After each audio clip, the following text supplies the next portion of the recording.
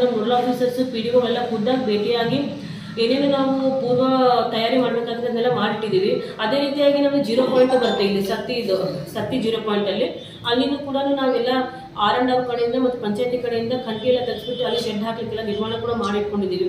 ಇದರಿಂದ ರೈಸ್ ಆದಾಗ 2 ರಿಂದ 3 ಲಕ್ಷ, 3 ರಿಂದ 4 ಲಕ್ಷ, 4 ರಿಂದ 5 ಲಕ್ಷ ಅಂತ ನಮ್ಗೆ ಏನಿಲ್ಲ ನಮ್ಮ ಮುನ್ಸಿಪಲ್ಟಿ ಸರ್ ಹೇಳಿದಾರೆ. ಅದ್ರ ಪ್ರಕಾರ ಜನರಿಗೆ ಶಿಫ್ಟ್ ಮಾಡಲಿಕ್ಕೆ ವ್ಯವಸ್ಥೆ ಕೂಡ ಮಾಡ್ಕೊಂಡಿದ್ದೀವಿ.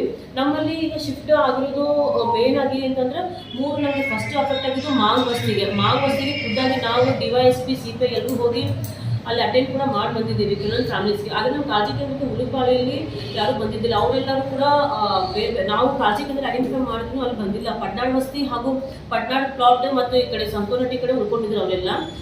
ನಮ್ಗೆ ವ್ಯವಸ್ಥೆ ಅದು ಸದ್ಯಕ್ಕೆ ನಮ್ಗೆ ಏನು ಬೇಡ ಅನ್ನೋದ ಕಾರಣಕ್ಕೆ ಇನ್ನೂ ಫುಲ್ ಪ್ರಮಾಣದಲ್ಲಿ ಶಿಫ್ಟ್ ಆಗಿಲ್ಲ ಅವ್ರುಗಳು.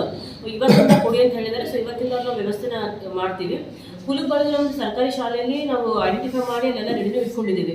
ಅದರೊಟ್ಟಿಗೆ ನಮ್ದು ಇನ್ನು ಸತ್ತಿ ಗ್ರಾಮದಲ್ಲಿ ಕೂಡ ಜನ ಲೊಕೇಟ್ ಆಗಿದ್ದಾರೆ, ಒಂದು 20 ಫ್ಯಾಮಿಲೀಸ್. ಆದರೆ ಅವ್ರು ಕೂಡ ಯಾರೂ ಕಾಳಜಿ ಕೇಂದ್ರಕ್ಕೆ ಬಂದಿಲ್ಲ, ತಮ್ಮ ರಿಲೇಷನ್ ಮನೆಗೆ ಹೋಗಿದ್ದಾರೆ. ಅದೇ ರೀತಿಯಾಗಿ ಬನದ ವಸ್ತಿ ಸಬ್ಸಾಗರ ಬನದ ವಸ್ತಿಯಲ್ಲಿ ಈಗ 2 ದಿವಸದ ಹಿಂದ್ಗಡೆ ನಾವು ಎಲ್ಲ ಹೋಗಿ ಫೀಲ್ಡ್ಗೆ ಹೋಗಿ ಬಂದಿದ್ದೀವಿ. ಅಲ್ಲಿ ಕೂಡ ನೀರಿಂದು ಮಟ್ಟ ಏರಿಕೆ ಆಗಿರೋದ್ರಿಂದ ರಸ್ತೆ ಕ್ಲೋಸ್ ಆಗೋ ಹಂತದಲ್ಲಿತ್ತು. ಬನದ ವಸ್ತಿ ಅಲ್ಲಿ ನಮ್ಗೆ ಅಲ್ಲಿ ಸಿದ್ದಾಪುರ ಟು ಬನದ ವಸ್ತಿ ಮಾತ್ರ ರಸ್ತೆ ಅಲ್ಲಿ ಕ್ಲೋಸ್ ಆಗಿರ್ತದೆ. ಅಲ್ಲಿಯವರೆಲ್ಲರೂ ಕೂಡ ಬನದ ಬಸ್ತಿಲಿರೋಲ್ಲ ತಮ್ಮ ಗ್ರಾಮಗಳಿಗೆ ಬಂದು ಅಲ್ಲಿ ಊರಲ್ಲಿ ಶಿಫ್ಟ್ ಆಗಿದೆ. ಅಲ್ಲಿ ಕಾಳಜಿ ಕೇಂದ್ರಕ್ಕೆ ಯಾರೂ ಬಂದಿಲ್ಲ. ಅದೇ ರೀತಿಯಾಗಿ ನಿನ್ನೆ ನಾಗನೂರ್ಪಿಕೆಯಿಂದ ಒಂದು 4 ಕುಟುಂಬಗಳು ಒಂದು 14 ಜನನ ಶಿಫ್ಟ್ ಮಾಡಿದ್ದೀವಿ ರಾತ್ರಿಗೆ. ಅವ್ರಿಗೆ ಮಾತ್ರ ನಿನ್ನೆ ಊಟ ಪ್ರೊವೈಡ್ ಮಾಡಿದ್ದೀವಿ.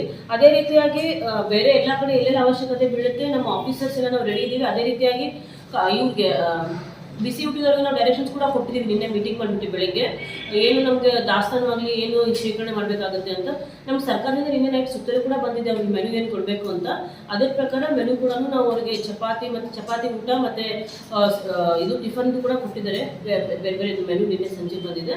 ಅದ್ರ ಪ್ರಕಾರ ನಾವು BCUT 3 ಜನ ಇದ್ದಾರೆ NGOs. ಅವ್ರಿಗೆ ಮೀಟಿಂಗು ಕೂಡ ಮಾಡಿ ದಾಸ್ತಾನು ಮಾಡಿಕೊಳ್ಳೋಕೆ ಕೊಟ್ಟಿದ್ದೀವಿ. ಎಲ್ಲೆಲ್ಲಿ ನಮ್ಗೆ ಅವಶ್ಯಕತೆ ಬೀಳುತ್ತೆ ಅಲ್ಲಿಂದ ನಾವು ರೇಷನ್ ಕೂಡ ಕೊಡ್ತೀವಿ ಇವತ್ತಿಂದ.